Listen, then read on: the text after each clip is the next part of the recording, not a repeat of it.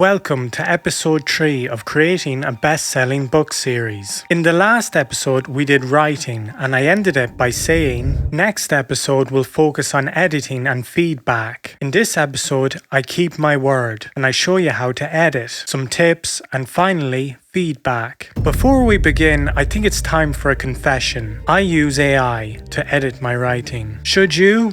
Yes. You see, before AI, there was these things called editors. And many people still use editors. They swear by them. They say that AI could never do what an editor does. Here is my opinion. AI is an incredibly useful tool, not just for editing, but teaching you how to format your writing. Coming into the book, I had a poor understanding of novel formatting. I couldn't tell a colon from a semicolon. Ouch. AI has taught me so many things, like how to use grammar properly, how to improve my word choices, and simplifying my writing. It's also a lot cheaper than an editor. But there are also things to keep in mind, which I'll get into next. First off, for editing, I've been using ChatGPT. None of the other language models come close from my experience. I use it to edit after every writing session, which is around 1,000 or more words. Here's my tip on using it effectively. In the beginning, I just let it edit however it wanted, which was great because it gave me an idea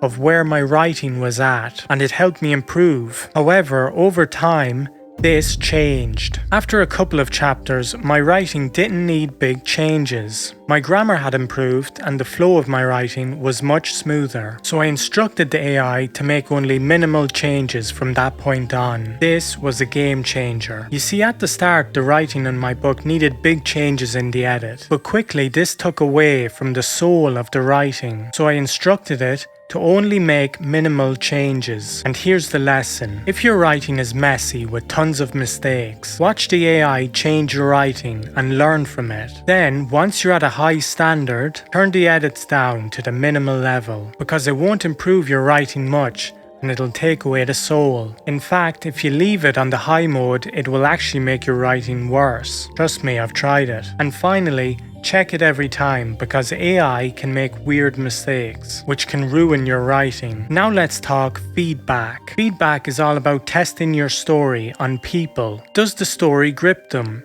Do they feel anything for the characters? What do they find silly? Of course, you can always get feedback from an editor, but most people will want more. And that is where the ARC reader comes in. ARC stands for Advanced Reader Copy, i.e., the beta model of your book that you send to a test audience. This is where you send a draft of your novel to people willing to read it, and they give feedback. Some authors will pay readers in exchange for an early review as well. Here's some examples of questions you can put on your feedback questionnaire. Where were you bored? Where were you most excited? What did you like? What did you not like? What does it need more of? What does it need less of? Were there any inconsistencies? Who's your favorite character and why? How would you describe the book to a friend? Many authors will go through ARC sites like BookFunnel or BookSirens to ensure privacy and protect their intellectual property. Feedback is about the human element. When writing, you spend hours in your own head. Feedback helps you reconnect with the reader experience, hearing a perspective other than your own. It's a vital step for the author, so don't skip it. Editing and feedback are where good books become readable, and readable books become sellable. So think about that. That's all for this episode.